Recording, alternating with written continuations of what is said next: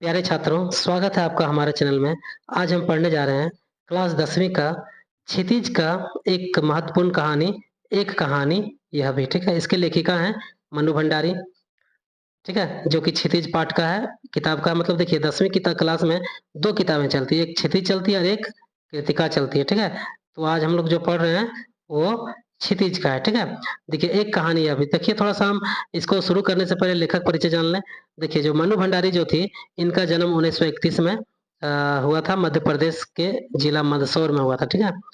और देखिए इस कहानी को हम आत्मकथा ये आत्मकथा शैली में लिखी गई है, मतलब आत्मकथा नहीं है ये, इसे हम आत्मकथा का स्वरूप कह सकते हैं क्योंकि आत्मकथा जो लिखी जाती है वो सिलसिलेवार लिखी जाती है, ठीक है? समझ गए? तो ध्यान रखिएगा। आइए हम शुरू करते हैं पाठ को। पाठ का हम सारांश देखते हैं। देखिए क्या है, नवाबी आदतों के आदि पिता, त्यागमयी पत्नी और ममतामयी अनपढ़ माँ पर जब तब बरसते और कब सभी पर शक करते रहते थे, शक करते रहते। देखिए उसके जो पिताजी थे, मनु भंडारी के पिताजी, वो नवाबी आदतों के आदी थे, मतलब नवाबी ठाठ में जीते थे। और ममतामयी, त्यागमयी जो उनकी पत्नी थी, ठीक है, संघर्षशील थी, सहनशील थी, ममतामयी थी। उन पर वो जब तब बरस जाते, झगड़ा करते, मतलब गुस्सा करते थे उस पर और शक भी करते रहते थे सभी पर, ठीक है। परिस्थितियों को किस्मत समझने वाली माँ को लेखिका कभी अपना आदर्श नहीं बना सकी, मतलब इन सभी परिस्थितियों को वो उसकी माँ चुपचाप सहन करती थी और अपना किस्मत समझती थी, ठीक है। अब इसलिए लेखिका ने अपनी माँ को अपना आदर्श कभी नहीं बनाया, ठीक है। लेखिका की बड़ी बहन की शादी लेखिका की छोटी उम्र में होने के कारण उसकी धुंधली सी याद बची थी मन में। देखिए, लेखिका की बड़ी बहन जो थी सुशीला, उसकी शादी जब हुई थी तब लेखिका मात्र 7 वर्ष की थी, छोटी थी, तो कुछ धुंधली सी याद उसके मन में थी, ठीक है। बचपन में घर के पड़ोस की संस्कृति ने उसे इतना प्रभावित किया कि उसने अपनी आरंभिक कहानियाँ उन्हीं पर लिखी। देखिए बचपन में जब वो थी बच्चा जब बचपन में रहती थी, अपने आस-पड़ोस को देखती थी बचपन में, तो उनको आस-पड़ोस से बहुत प्रभावित हो गई वो, ठीक है? और अपने जो शुरुआती दौर में जो उन्होंने कहानियाँ लिखी है, उन्हीं पर लोगों पर लिखी है, ठीक है? वर्तमान शहरी जीवन में पड़ोस की कमी उसे दुखी और चिंतित बनाती है, मतलब जब आप वर्तमान शहर में आप देखते हैं कि शहरी जीवन में लोग पड़ोसियों को महत्व नहीं देते, मतलब को अपने पड़ोसी से भी मतलब नहीं रहता। इसलिए ये सब देख कर के लेखिका काफ़ी चिंतित होती है, ठीक है? पिता के द्वारा उससे बड़ी बहन सुशीला के गोरेपन और सुंदरता की प्रशंसा से जगहहीन बोध ने उसमें विशेष बनने की लगन उत्पन्न की। देखिए, पिताजी जो थे उनके गोरेपन को ज़्यादा महत्व देते थे। तो बड़ी बहन गोरी थी और ये मनु भंडारी काली थी। तो वो लेखिका जो बचपन से देखती थी कि पिताजी उनको ज़्यादा मानते हैं, मतलब उनका ज़्यादा तारीफ़ करते थे और लेखिका का कम तारीफ़ करते थे। मतलब इससे जो है मनु भंडारी जी के मन में एक हीन भावना उत्पन्न हुई, ठीक है? और हीन भावना में उत्पन्न हुई कि मेरे पिताजी मेरे साथ भेदभाव कर रहे हैं, ठीक है? इस भेदभाव के चलते हीन भावना के चलते उनमें एक विशेष बनने की इच्छा, लगन उत्पन्न हुई। परंतु लेखकीय उपलब्धियों के मिलने पर भी वह उससे उबर ना सकी। लेकिन जब वो बन गई लेखक बन गई, लेखिका बन गई, लेकिन उपलब्धि मिल गया, फिर भी वो इस जख्म से उबर ना पाई, जो काले-गोरेपन का जो भेदभाव होता था, इससे वो उबर ना सकी।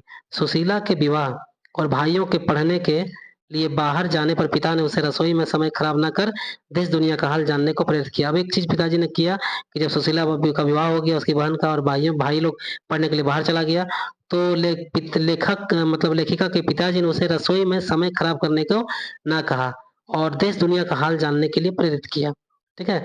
और घर में राजनीतिक पार्टियों की बहस को सुनकर उसमें भक्ति की भावना जग गई। मतलब घर में अक्सर उनके यहाँ राजनीतिक बहस हुआ करते थे, उनके मित्र लोग आया करते थे, राजनीतिक पार्टियों की बहस करते थे और उसके पिताजी बोलते थे लेखिका को, तुम भी वहाँ बैठो, यहाँ बैठो और बातें सुनो। इससे उनके मन में भी देशभक्ति की भावना जग गई, ठीक है? चलिए अगला है, आगे देखते हैं आगे क्या है। देखिए सन 1945 में सावित्री गर्ल्स कॉलेज में के प्रथम वर्ष में हिंदी प्राध्यापिका शीला अग्रवाल ने लेखिका में न केवल हिंदी साहित्य के प्रति रुचि जगाई, बल्कि साहित्य के सच को जीवन में उतारने के लिए भी प्रेरित किया। देखिए जब 1945 में इनका दाखिला लेखिका का जब दाखिला सावित्री गर्ल्स कॉलेज में हुआ था, तो वहाँ के जो प्रिंसिपल थे शीला अग्रवाल, उनको जब पता चला कि ये कुछ लेखन का काम करती है, तो उन्होंने उसके साहित्य को और जगाया और निखारने में मदद किया। ठीक है? जीवन को में सच्चे जीवन उसके जीवन में साहित्य को लाने का के लिए प्रेरित किया। ठीक है? सन 1946-47 के दिनों में लेखिका ने घर से बाहर निकलकर देश सेवा में सक्रिय भूमिका निभाई। अब 46-47 जो आज़ादी का दौर था, उस दौर में लेखिका ने घर से बाहर निकलकर देश सेवा में जाके जुलूस में भाग ली, हड़ताल की, इस समय सक्रिय भूमिका निभाई। हड़तालों, जुलूसों और भाषणों में भाग लेने से छात्राएँ भी प्रभावित हुई उनसे और कॉलेज को बंक मारने लगी, मतलब कॉलेज से गायब हुई, बहिष्कार करने लगी, कॉलेज नहीं जाने लगी। तो प्रिंसिपल ने कॉलेज से निकाले जाने का नोटिस देने से पहले एक बार उनके पिताजी को बुलाया और शिकायत किया, तो वो क्रोधित होने के बदले लेखिका की नेतृत्व शक्ति से गदगद हुए। मतलब वो उनके पिताजी गुस्साने से पहले अपनी बेटी की तारीफ़ की और जब देखे कि इतना हमारे बेटी में नेतृत्व क्षमता है कि एक बार कहने से पूरा कॉलेज की लड़कियाँ उनके साथ चली जाती है, तो उनके पिताजी बहुत खुश हुए ये सुन के। ठीक है? एक बार जब पिता ने अजमेर के एक व्यस्त चौराहे पर बेटी के साथियों के बीच अकेले धारा प्रवाह क्रांतिकारी भाषण की खबर मित्र से सुनी, तो पिता को लेखिका की घर की मर्यादा लांघती लगी। जब एक बार उनके पिता के मित्र ने उनको बताया कि आपकी बेटी अजमेर के चौराहा पर क्रांतिकारी भाषण दे रही है लड़कियों के बीच में अकेले, तो पिताजी को लगा कि कहीं घर की मर्यादा लांघ तो नहीं रही है, ठीक है? हमारी इज़्ज़त खराब तो हो नहीं रही है, ठीक है? वहीं दूसरे मित्र, ठीक है? वहीं पर पिताजी ये सुनकर काफ़ी गुस्सा गए और अपनी बेटी का इंतज़ार करने लगे, ठीक है? गुस्से से जब लेखिका आई, तो देखे पिताजी गुस्से में हैं, तो कहीं पड़ोसी घर में चली गई, ठीक है? अब देखिए, अब इसके दूसरे लाइन में क्या है, दूसरे मित्र उसी भाषण की प्रशंसा दूसरे मित्र जब आए, तो उन्होंने उस भाषण का तारीफ़ की उसके पिताजी के पास, प्रशंसा की। क्या प्रशंसा की है कि प्रशंसा इतने की कि आपकी बेटी क्या बोलती है, क्या क्या नेतृत्व क्षमता है, ये सुनकर पिताजी उनके गदगद हो गए खुशी से। वे अपने बेटी में अपने सपने को पूरा होते देखने लगे। वो देखने लगे कि मेरी बेटी मेरा सपना पूरा करेगी। लेखिका को भी इसका एहसास था कि उसमें पिता के कुछ गुण अवगुण स्वाभाविक रूप से आ गए हैं। लेखिका भी ये बात जानती थी कि हमारे अंदर पिताजी के कुछ गुण हो चाहे अवगुण हो, वो आ गए हैं।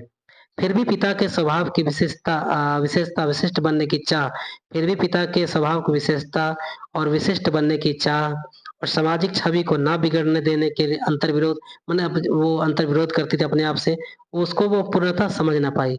ठीक है? देश की आज़ादी की खुशी से वह फूली नहीं समा मतलब झूम उठी देश की आज़ादी से। ठीक है? ठीक है? ये यहीं तक था। तो छात्रों कैसा लगा हमारा सेशन कमेंट करिएगा, लाइक करिएगा, शेयर करिएगा और चैनल को सब्सक्राइब करिएगा, ठीक है? और जो इसे नोट डाउन कर लीजिएगा, ठीक है? उम्मीद है आप लोगों को अच्छा लगा होगा, ठीक है? तो कमेंट करके ज़रूर बताइएगा, ठीक है? और मिलते हैं अगले क्लास में कुछ नया लेके। धन्यवाद।